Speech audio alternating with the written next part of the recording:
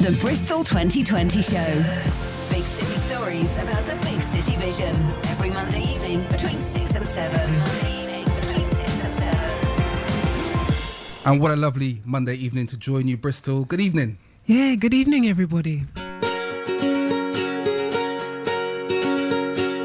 The aim of the Bristol 2020 show is to look at how Bristol can be a top European city by the year 2020. We've got Ted Fowler and we've got Deborah Kinghorn from Building a Better Bristol, which is looking at the big investment possibilities, infrastructure issues, etc. Welcome to the show. Thank you very much. Oh, thank you very much. So what is it?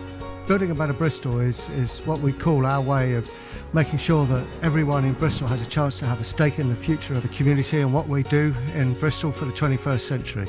It's about local people investing in projects that will make the place better. Everybody puts small amounts of money in, say a tenner a month or something like that, less or more depending on what you want to do, and you'll get a reasonable rate of return and Bristol will get a better place. So it's a kind of a new shareholder democracy kind of thing going on. Yeah, it's not rocket science. We're not asking people to make a leap of faith. There's 300,000 people more or less who work in Bristol. If 2/3 of those put in £10 a month, that would be £24 million that we would be raising within Bristol to add to what we've already raised and we're returning. You've got a few themes, including economic infrastructure development, social and locality-based enterprise, public transportation. Let's take a look at that.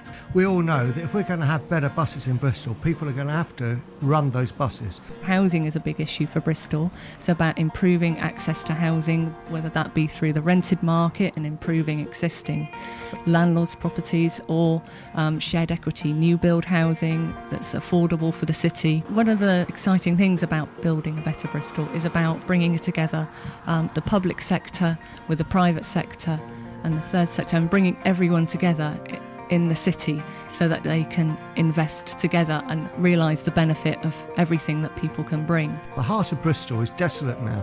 We call it the enterprise zone. But in the past, people from Easton, Southmead, Bedminster, Hartcliffe all used to work and mingle and have something to do with each other. And Building a Better Bristol will help us invest in the enterprise zone and we'll all have a stake in the centre of Bristol, just like we used to have.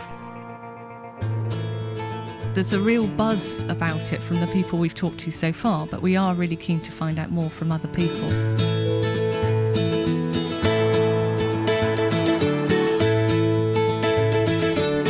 We've got about a minute left, so tell us, how can people find out more? How can people get in touch with you to tell them what they think about what we've said so far?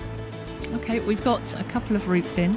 They can either look at our webpage, and that's on www.bristol.gov.uk/Building a Better Bristol.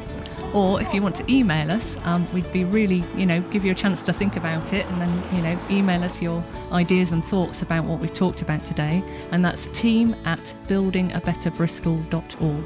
Thank you very much, Ted Fowler. Thank you very much, Deborah Kinghorn. Thank you very much for coming to the show. Thank you.